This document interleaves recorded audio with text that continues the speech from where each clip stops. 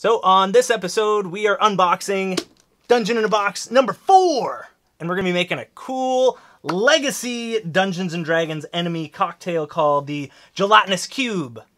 I mean, cylinder. So it's going to be coming up right after this.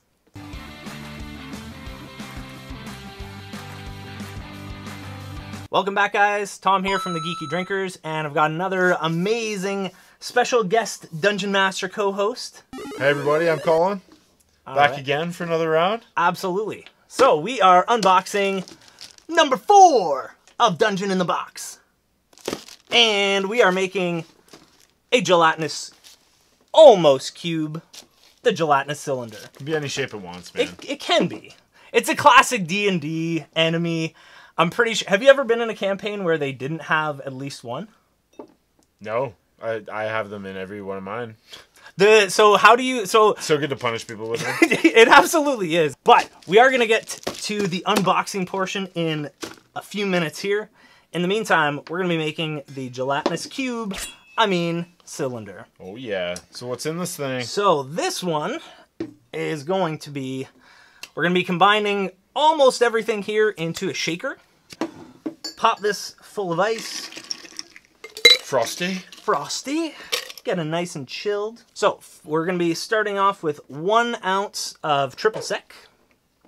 Sweet. I love triple sec. It's delicious. So I'm going to be doing 2 because we're going to be doing 1 for me, 1 for Colin. Like your math. Boom. And then we're going to be doing 1/2 ounce of lychee liqueur. So lychee is going to be kind of our primary ingredient on this one. I guess I'll just do 1 ounce because it's Lychees 1/2 ounce for spiky little devils. Yeah. You said you've never had lychee before. I don't think so. Doesn't look familiar. Good. They're delicious. And then we're going to be finishing off the liquor portion with 1.5 ounces of Dixon's Distilled Spirits Wicked Gin. So that I have had. It's a non-traditional gin, which means it's not made with junipers, which actually gives it a really, really cool, unique, smooth flavor. If you haven't had it, I definitely recommend it. They're from Guelph, Ontario, so nice and local. So we love supporting local here on the show. Hell yeah. Hells yeah. And then what we're going to do is we're going to shake this up, make it nice and cold. All right. We're going to be doing a little bit for you, a little bit for me. Oh, that's pretty close, eh? Got skills. Good job, man. Looks like the gelatinous cube. So we're going to be popping that full of lychee juice. Woo! It's going crazy. It's angry at us. Definitely is. There we go. So have you used gelatinous cube yet? As a DM? I haven't. So you've only faced off against them? I've only faced off against them, but it's coming. I can only say so much because half of my party just walked in. So I'm not going to say too much. Yeah. Always need the element of surprise with a cube. Totally. I always try to capture someone right off the bat. Well, yeah, you kind of have to. Just immediately. Just like right over top. Yeah. All right. So this is the gelatinous cube, cylinder. So, cheers, Colin. Cheers, bud.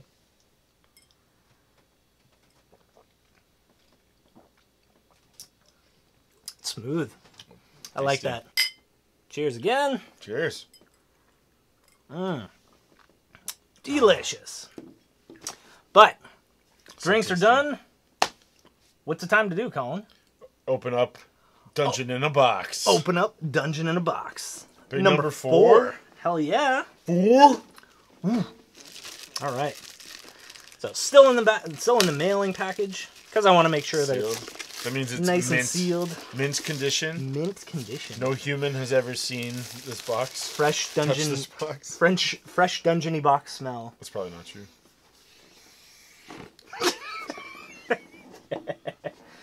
You gotta. It could be a mimic. You hit me with your D and a B. Roll investigation check. For what? Is that a mimic? I'm positive. You don't know? I'm positive it isn't. It's a 16. 16. It's not a mimic. So this is going to be number 4. So I'm excited for this. Oh, it's a fucking griffin. The Riddle of Greyhaven. And the Musketeer I was talking about. Fuck yeah! Sounds like I peaked.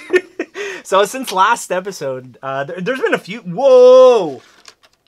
Okay. Focus. I know. No, you're peeking. It's hard. It's hard. No, since last episode, Colin's been telling me a few different times that just about like the pirates and like doing the swashbuckler thing and Musketeer. Absolutely. I like the feather. That's what it's all about. It's got nothing to do with the cool rapier, or the nice plumes, swordplay. Love it. And the half cape. So this is, you have to have it. Wow. I like the crisscross belt. So this is the Riddle of Greyhaven. So welcome, adventurers. Festival of Danger. The Riddle of Greyhaven takes place during the city's biggest festival, the Queen's Fair. Daily life for most citizens in the realm is hard and a thankless trial. Occasionally, however, the world transforms. Music fills the air. Pennants drape every building, and great and powerful roll out their hospitality. These are the festival days, and whether you're a merchant doing business, a hog farmer in the boonies, or the Queen herself, they are the most memorable and important days of the year. Of course, chaos and crime go hand in hand with all the excitement and energy. The party might benefit from both, if they stay on their toes. So this right here is Lady Penelope. Knight of the Spire, and her mount Talleyrand. Talleyrand. No evildoer shall avoid the light of truth and justice, so long as Lady Penelope holds a blade. Was she a paladin? That's pretty badass. So medium humanoid, half elf, lawful good. A Knight of the Spire. Divine Smite, though. Yeah, so she is a little. Yeah, I would say probably cleric. Yeah, a little bit of a swashbuckling paladin there. You know, a little sword fighting paladin there. That's pretty sweet. Yeah, I love these books. So if you guys are new to the channel or you haven't seen any of our unboxings before, where you been? Where have you been? Really? I'll shoot a card up to the playlist there that has all of our unboxings. So you can check out all the previous ones and this one and then any future ones that we've done after this. So essentially, Dungeon in a Box, what it is it's a subscription-based, as the name entails, Dungeon in a Box. So it's a Dungeons & Dragons 5th edition adventure that you can incorporate each box as a one-shot on its own, or you can string them together to create year-long campaigns, or more, depending on how often your group comes together. Personally, I'm actually, like in the campaign that I'm DMing, we're actually just, I've started incorporating aspects of the Dungeon in the Box world, so that depending on what my adventurers choose, we'll actually be able to go through a lot of these different quests. So smart. Use the resources you have, and obviously if you've been getting Dungeon in a Box, you might as well use it. Oh, absolutely. Why wouldn't I? It doesn't make sense not to. And like the one thing that I love, which we'll see in a second, is the skinny minis, which are amazing. I'm colorblind, so I have kind of a tough time painting, even though we get together and paint. Why do you have all these black and white rocks? I know, like, my world's just so not colorful. Now I can see all of those, but long story. This is the 4th box in the Dungeon in a Box set. To be honest, it looks a little more lighthearted. Compared to the last few we opened. Well, it's for the fair. Yeah, because the last one was Splendor of the Sewers. It's a little bit more gloomy and dank if you're in a sewer. But that's kind of fun though, because then like evil's lurking at every pass. Yeah, there's no evil in this one. I'm pretty sure. I don't know. It's a fair. We'll have to. Hey, it's a fair. Shit can go down at a fair. I don't know. I got really excited about these Reapers. What? Right there. So in every Dungeon in a Box, they are guaranteed with 2 3D minis. So this one here is La Bella de Mornay, which is a Banshee. So that's pretty sweet. And then Pillar of Evil. Oh. I love minis when they're like flying and they've just got them just like the trail behind. Yeah. That looks kind of like a cursed pillar almost. Yo, check that out. Pillar of Evil. Pillar of Evil. Which one do you want to open? The evil. The pillar of Evil. Do you think your party would just like avoid this thing, or would they be like, "I'm going over to that"? I think they would probably investigate that. Anytime I've mentioned anything of like mystery or like unknown, they're just like, "I want to go right there." Yeah, they bite. 100%. They bite. And it's kind of funny because the session, like 2 sessions in a row where I've done that, where now granted it was kind of on me because I didn't like fully prep stuff. I was like front loading a lot of my work. What kind of DM isn't fully prepared for every Right? session? So we were going through the town, and they rolled well on investigation. So I was describing the town and what they see and everything. And there's there's a butcher, there's potion shop, there's like silk shops and materials. There's like a trinket shop where you can get magical items already made or infused, and there's like a smith or like a blacksmith a little bit further. Could I get a magic hammer? And then you could. They are for sale. I'm coming. So, and then there was also one that I called Shades of Oblivion in the world that I've kind of created. Got the name, got the shopkeep, nothing else in it. Guess where they go? Like, right away, like, beeline right there. I'm just like, of course you're going to go there because I knew you'd go there. I record all of our sessions just because they're... For me, it's good because if I don't have anything planned, I can just like jot stuff down, but also go back and re-listen. Yeah, smart. To what I have. Whoever said DMing was easy. It's super fun though. I love it. Next up, we've got our mystery cards. So we've got 2 here. I'll let you read that one out. Oh, I thought it was a mystery. Famous victory. How did I win? I suppose I was just smarter and faster and stronger than everyone else. It's a good way to win. Once per session, one member of the party may gain advantage on a social skill check, as long as it relies on word of your greatness. So you kind of have to like brag about how great you are. Okay, boast. I could see that, like trying to gain entry into like a blocked off area, or trying to gain, like special privilege at like a shop. I just do it every Sounds day. Cool. All the time. Yeah, just of my life. In your everyday. But so mine says the taste of defeat. Defeat isn't failure, as long as I'm able to learn from my mistakes. Once per session, one member of the party may gain advantage on athletics checks, as long as it's motivated by the fear of failure. So that's pretty cool. So like jumping over a chasm or jumping over a spike. Could be. Rushing in a battle. Anytime failing would hurt. Would definitely hurt, absolutely. Skinny Mini time, guys. If you guys have never seen Skinny Minis, they are these fantastic, wonderful creations. I will make sure to have an overlay of them showing off both sides. It's definitely a dark group. Oh, yo! Oh, sick! Dude, look at that staff. That's fucking badass. It's almost like a drow tentacle whip of snakes. Two probably undead?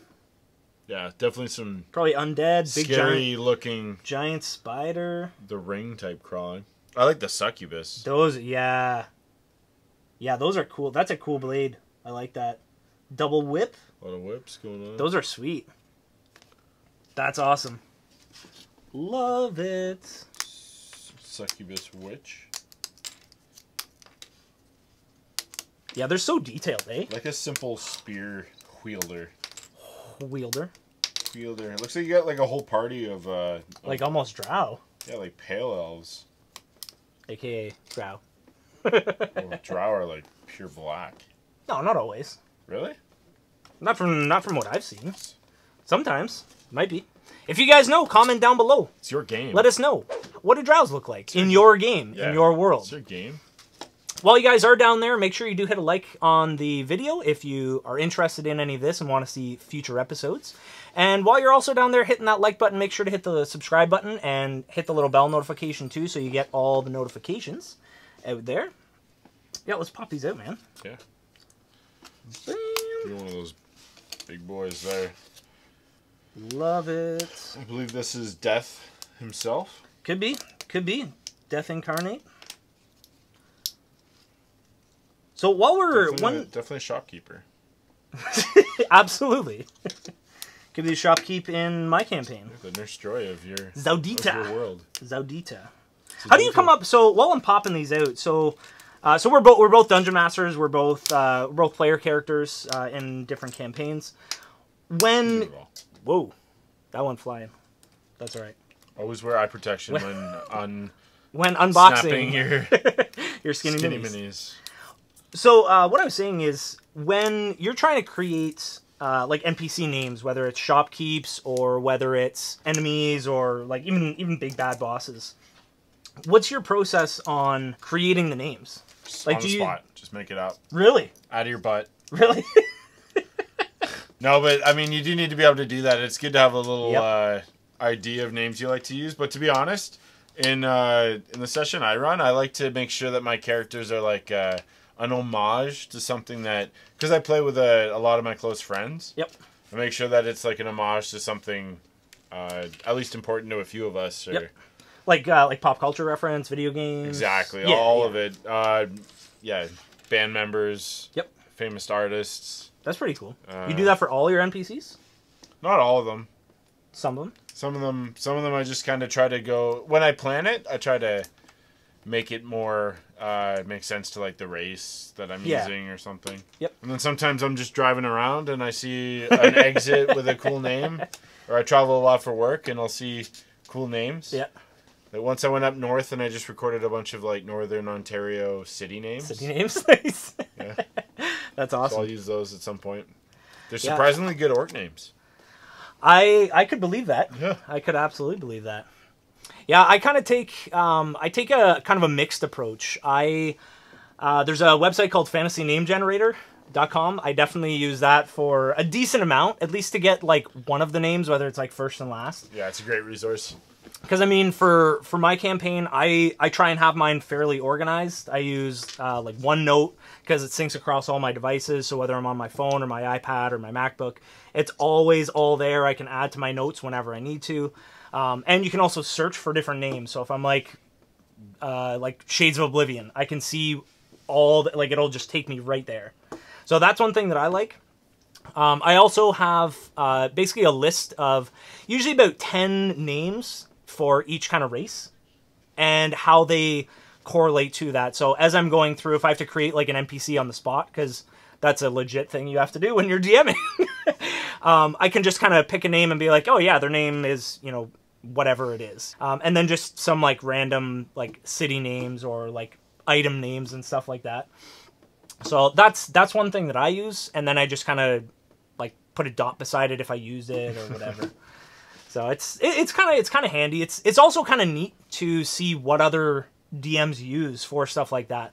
Like I know some people, they'll print out a sheet and they'll just have it, and when they use it, they'll just like cross it off. Take one from the sheet. Yeah, exactly. Yeah. So plus you could like pre-screen. You could probably just use name generator to get a bunch Yep. you want, and make the same kind of resource for that. Just reference on the back of your Dungeon Master screen. Yep, exactly. One good trick to have is you could always just be like, this character's not going to give you his name that easily.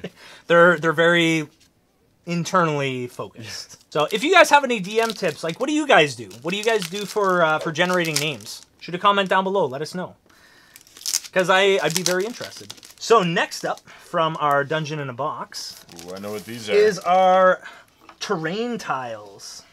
Sweet. Or placement tiles. Oh, okay. That for the fair. That would have for the fair, come in handy for a circus. I'll tell you that It much. definitely would have. We're Bring those in, next time. right now in our campaign. We have a circus going on that we was going on. What was going on? Pretty sure you guys torched. that wasn't me. That was. I know it's the arsonist of the party.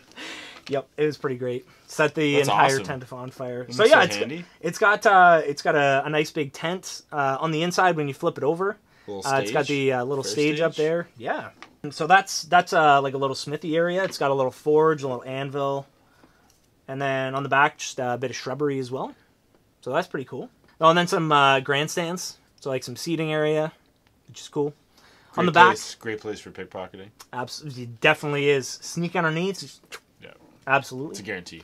On the back as well, there's a little hay cart, Oh, for a leap of which faith. is always pretty cool. We got some more shrubbery, and on the other side, some barrels, which is always good. Barrels are always a good thing to have. And Some it's fish. in a barrel. Yep, fish in a barrel, some apples. Bob for apples and shoot fish in a barrel. Bob first. Make an athletics check. Yeah, no, that's You good. missed. Yeah. You idiot. And then, so that's Oh. another flag. Capture the And flag. then- Do you think you could do some... Is that lettuce? Or is that pie? Oh, that'd be so sweet to have your party do Capture capture the the flag flag. against each other. That'd be pretty Full funny. powers. That would be hilarious. And then we got what kind of animal do you think that is? Human. Human. That's a The tastiest. that's an animal. off-looking human. Oh, there's more pig? It's more definitely- more grandstands. Probably like a pig It's or like definitely some a kind hog, of for sure. some kind of wilderness beast on a spigot. And then we have another horse, which is always good. Can never have too many horses. And then do you do it so like I know this, but tell everybody else in your game. Do you try and do like sound effects for like when doors open or like when you hear like animals and stuff like that? Oh, definitely. What are your thoughts on that? Yeah, I do that for sure because I think it's fun, but I'm not promising I'm good at it or anything. You don't have to be good at making sound effects. And to be perfectly honest, I love when the players make sound effects as you're going and stuff like that. Yeah, well, it's kind of nice too because it takes a little bit more pressure off of you as a DM. it just means everyone's having fun. Like whenever Everybody's a engaged. druid turns into bear form, everyone's just kind of like, "Ooh." And you see like 6 different people try to Be do a bear. grizzly bear. Yeah, Yeah, it's always fun. Like, I mean, I try and do the same thing. And like when I read my son's stories at night, one thing that I do to practice for D&D Great is practice. it's fantastic because I'll give like every character a different voice in the story when they like open things or if they're looking around, you know, like just trying out different things because he doesn't care. He's 3. And he thinks it's the best thing in the world. So yeah. it's good practice and it's consistency. Because that's one thing that I found, like when I went for, you know, like couple weeks where I didn't do that, I definitely noticed. You notice when you don't do something. It's interesting. But, so those are the terrain tiles. Oh, one of my favorite times. It's map time. you cartographer, you. Oh man, Let's take a look. I always love these that's maps. just a little like it's like an N. Let's find out. Ooh. Whoa. So one tiger skiing thing rod. to mention about the maps as well is they are whiteboard marker safe, which is amazing. Because that way, if you want to add anything, you definitely can. Oh, this goes. Oh, yes. So big square. So this goes along with because one of the previous maps was a big city as well, like basically like a city, like essentially a city block almost. So you can kind of add this to that for the map. Oh, and there's stairs going up. Cool. On to the next. I like that. I like that. That's awesome. Just to have a big open courtyard because You could use this as a marketplace. Obviously, right now it's for a fair Yep. or a circus type arrangement, putting all this stuff around.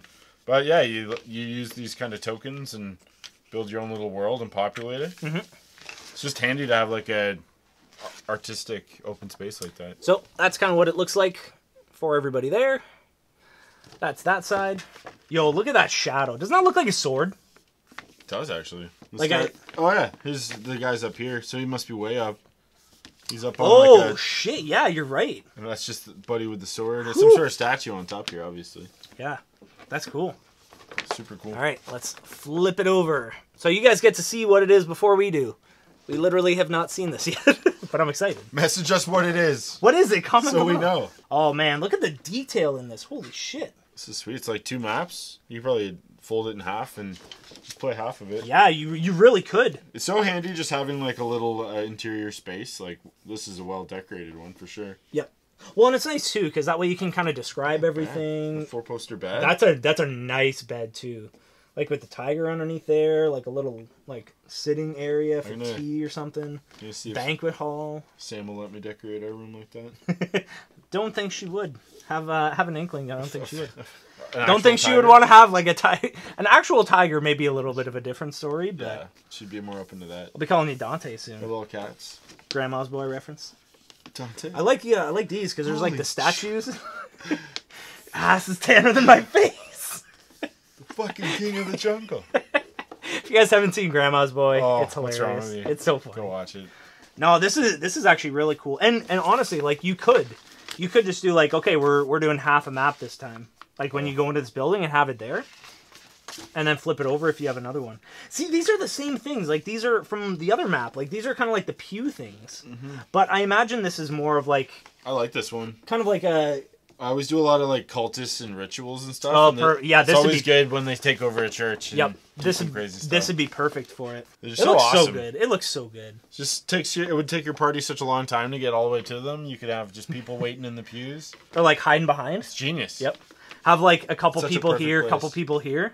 have like people underneath, little Yeah, just crossbows praying at the when they ready. get closer, they just turn and whip out all sorts of nasty Or, things. well, see, this looks like an upper level as well. Oh yeah, it is, because there's stairs going up each side. So you could have like people up here as well, or hiding behind like the two angels right there. Somebody watching. That's The really sick. The real bad guy. The real bad guy. So this is our Dungeon in a Box number 4. Guys, comment down below. Let us know what you think. Do you guys like these Dungeon in a Box? We've got really good feedback so far. What's been your favorite? Out of curiosity. Probably number 2, right? It was a little bit more hefty. Yeah, and Buddy could turn into a goat, which was... That. But that's okay. No, this one's really cool. I'm excited to see what's all in this book, especially with the minis that you got for it, like the skinny minis. Yeah, it's definitely a darker theme one. Oh, definitely. Absolutely. Kind of giving you an idea of what could be on its way. So it'll be really, really cool. I guess I was wrong about it looking so cheerful at the beginning. Well, it's all about balance, right? You gotta have, like, the shining knight. Lull people into a false sense of security with a fair, and then have creepy crawling ring zombies. Giant spiders. So I imagine that would probably... Yeah, that'd be a giant spider because of the size. Wouldn't be like a regular one. Nah. That's pretty sweet. Big Black Widow. Big old banshee. I'd say you have to have the banshee, like, hiding up here. Hiding. And then this guy Little, creeping out behind. Looks like a Spider-Man. Hiding out. Deadpool kind of pose. Love it. So guys, if you want to see more content like this, every episode we do make 2 geek-themed cocktails based on video games, movies, and I do a lot of Dungeons & Dragons unboxing, but primarily video games, cocktails, and shots. We are going to be getting more shots coming, don't worry, quick shots have not gone away. So if you guys like more content like this, make sure to hit that subscribe button and the like button, share it with your friends, and we appreciate the support. I really, really appreciate it. Is that you rolling initiative? Because no, with a roll like that. If that's the case... Yeah! Wow, I barely... So you rolled a 4, I rolled a 5. You should have showed me. I absolutely did. Guys, we will see you next video.